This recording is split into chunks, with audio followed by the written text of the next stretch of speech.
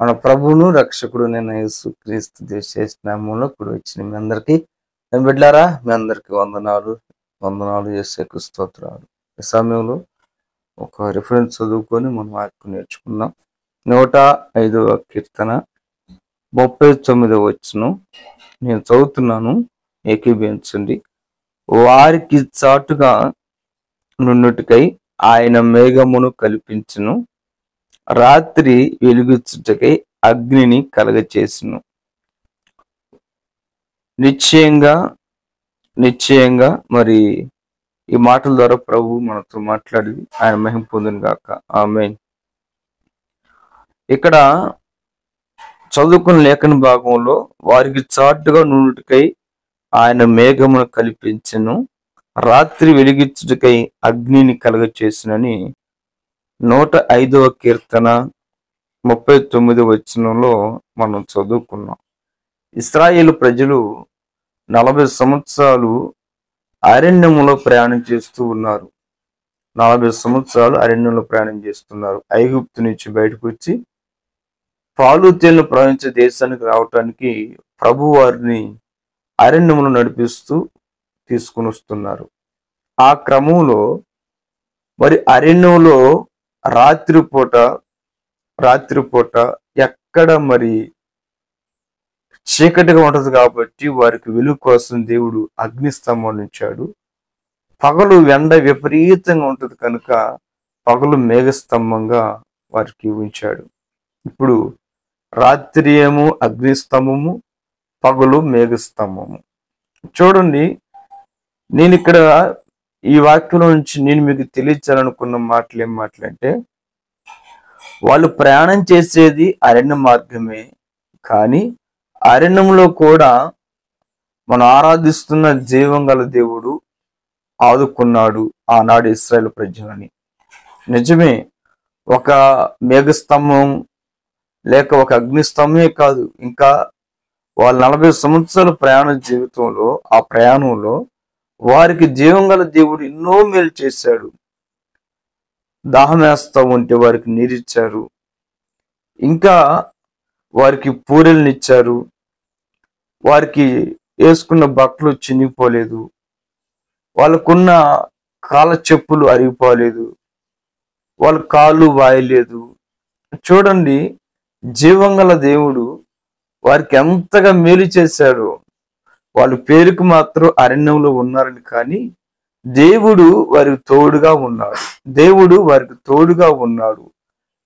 నిశ్చయంగా ఈ మాటలు వింటున్న దేవుని బిడ్డలారా, మరి మన జీవితంలో కూడా ఆనాడు ఇశ్రాయేలు ప్రజల్ని అరణ్యంలో నడిపించిన దేవుడే వారి తోడుని అన్ని సహాయం చేశాడు. అన్ని వారికి ఏం కావాలో అన్ని సహాయం చేసినట్లుగా నీకు కూడా దేవుడు నీకేం కావాలో, ఏం అవసరం ఉన్నాయో అవన్నీ కూడా ప్రభు నీకు సహాయము చేయునుగాక అని నేను వాక్యం నుంచి ప్రకటిస్తూ ఉన్నాను దేవుని కృప ద్వారా.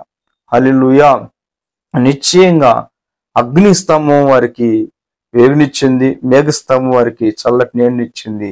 దేవుడు వారికి అంత తోడుగా ఉండి దగ్గరకు నడిపించినట్లుగా ఈరోజు నీవు కూడా ఏదైనా కానీ ఇబ్బందులు ఉంటే, నీ కుటుంబం ఇబ్బందులు ఉంటే, నీ వ్యక్తిగతంగా ఏదైనా కొరతలో ఉంటే నమ్ము, విశ్వసించు.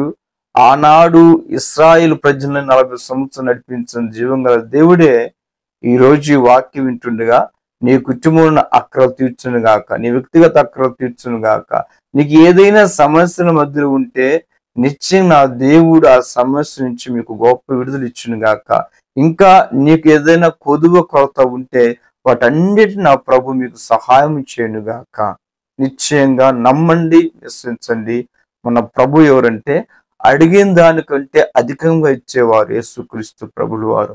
నిజమేనండి, వారికి నీళ్లు అడుగుతున్నారు, నీళ్లు కావాలని. వారు నీళ్లు కావాలని అడుగుతుంటే బండను చీలిస్తే ఆ నీరు ఏరులే పారిని. చదవండి, ఇక్కడ చూడండి, 105వ కీర్తన మరొక రిఫరెన్స్ చదువుతున్నాను చూడండి, 41వ వచనం. 105వ కీర్తన 41వ వచనం.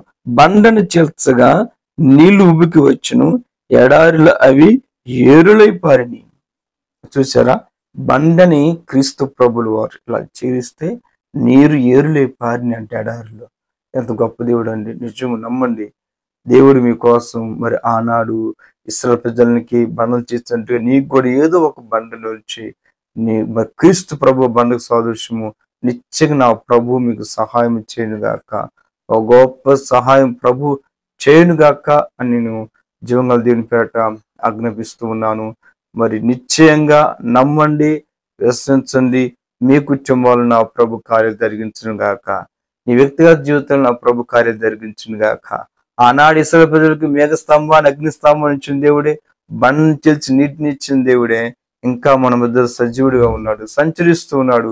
దేవుని బిడ్డలారా నమ్మండి, నమ్మండి, విశ్వసించండి.